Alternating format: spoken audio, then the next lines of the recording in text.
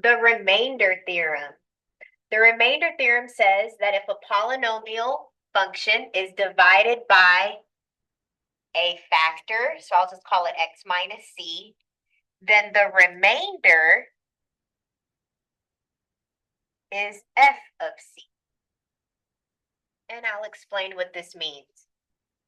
You guys already know how to do synthetic division, okay? So I'm just going to set this up for you. This is our first example. 1, 8, 12, -7, -14. Go ahead and do synthetic division.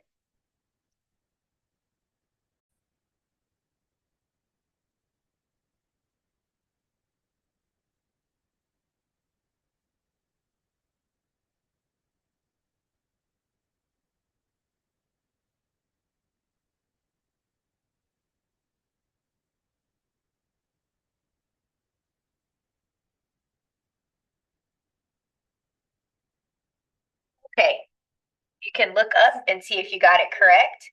When you do synthetic division, you should have ended with a -20.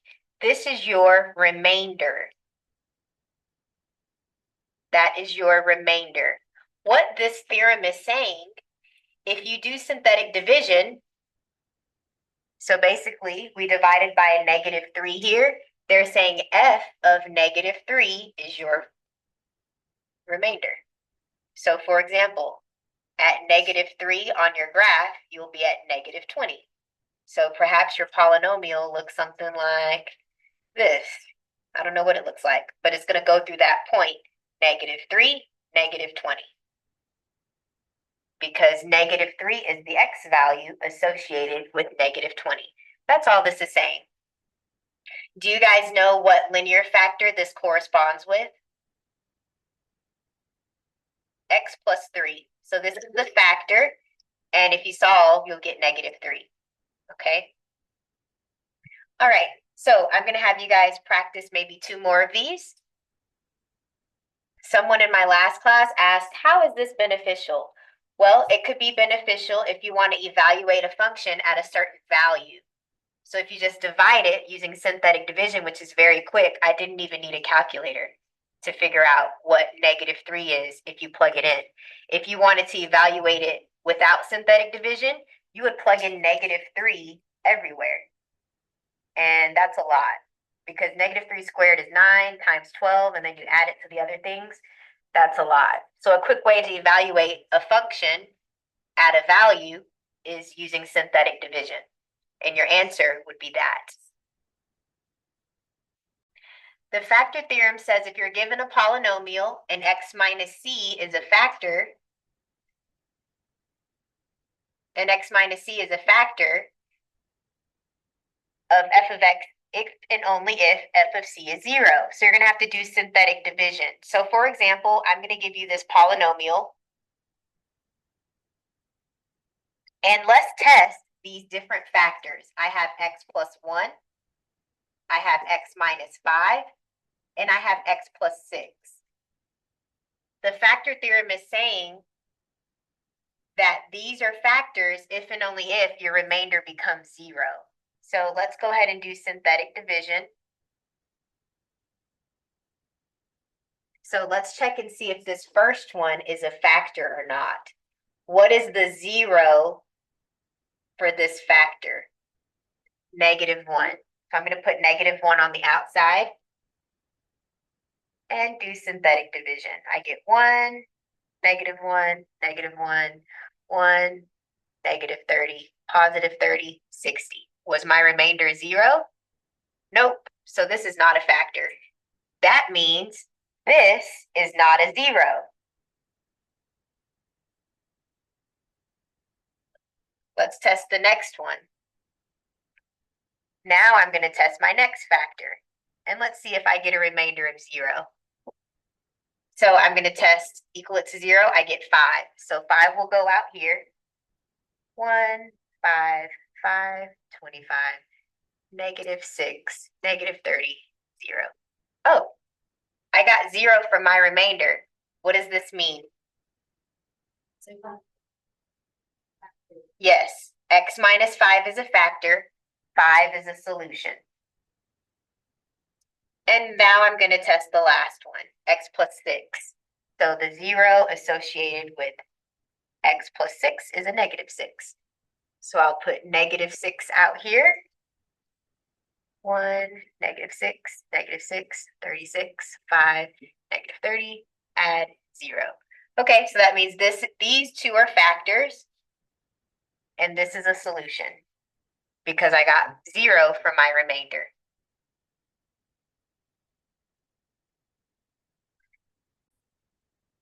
Now, guys, I'm going to combine all of these principles. Let's see if x plus 2 is a factor or not. So I'll put negative 2 on the outside, because you always set this equal to 0 and solve. And I'll put all of my coefficients here.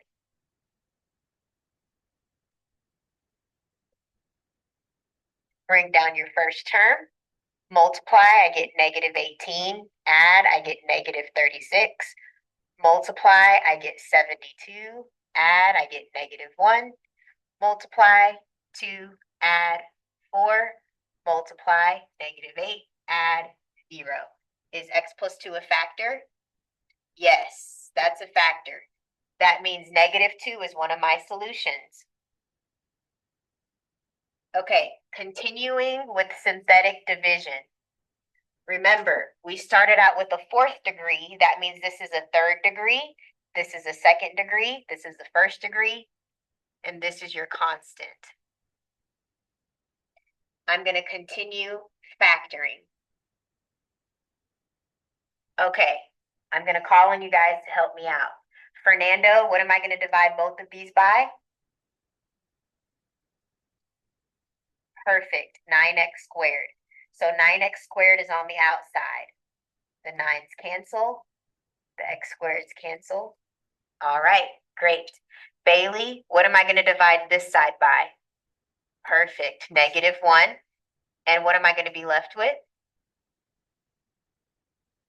X minus 4. And those match. So class, we did it correctly. So my factors are going to be what's on the outside goes into one parentheses, and what's the same goes in another one. So guys, these are my factors, but can I keep going? What is this one? This is called difference of squares. Difference of squares. Exactly. So what he just said, he took the square root of this and the square root of this. Square root of 9 is 3, and the square root cancels out with the squared, so I get 3x plus 1, and I'll do 3x minus 1. And you still have this one. We didn't do anything to that one. So guys, these are my factors. What else is my other factor? Yep, x plus 2 is my other factor. That's the one they gave me in the beginning. So guys, this is my factor form. These are all my factors. Now, let's list all of my solutions. So all of my solutions. What's another word for solutions? Roots, zeros, what else? X-intercept. So let's find our x-intercepts. They gave us this one. We found that one through synthetic division. So negative 2 is one of them. What will this one give you? Negative 1/3. What will this one give you? 1/3. What will this one give you? 4. And what will this one give you? Negative 2. Oh, I already wrote the negative 2. Sorry. Okay, so those are my 4 answers. And I have 4 answers because look, this is a degree 4. So I know I'm going to have 4. Okay, so guys, if you were to graph this, did any of these repeat? No. Okay, so that means I'm going to go through each of those points. I'm not going to tangent any of these. I'm not going to bounce off of any of these. So I have negative 2 right here. I'll say negative 1/3 is about right here. 4 is here. 1/3 is here.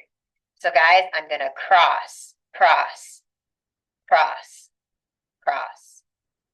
So that's what it'll look like. Uh-oh, I just erased it. Cross it, cross it, cross it, cross it.